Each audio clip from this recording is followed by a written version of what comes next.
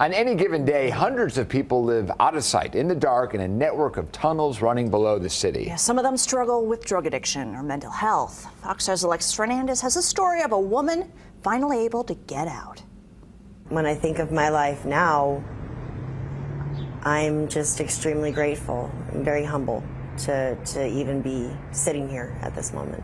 It's a new chapter for America De Pasquale. She is 15 months sober. I'm in long-term recovery. I've dealt with homelessness. I've dealt with chronic homelessness. I've dealt with addiction, mental health issues. This is one of the parks she used to sleep at. Desperation is definitely a word that I would use to describe this particular park. I lost everything. I lost my relationships with my kids, with my family. De Pasquale spent several years living in a network of tunnels beneath the Las Vegas streets. A lot of it was scary.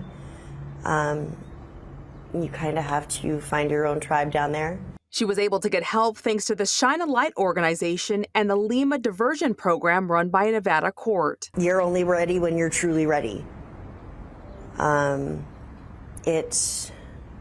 It took a couple of relapses to really get the hang of being in recovery. She now has a job as a case manager at a homeless resource center. Help's always available.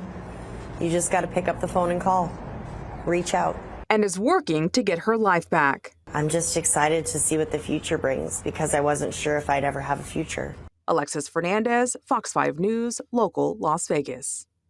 De Pasquale also has a recovery team available in case she relapses. For more information on the Shine a Light organization, just click on this story on our website, fox5vegas.com.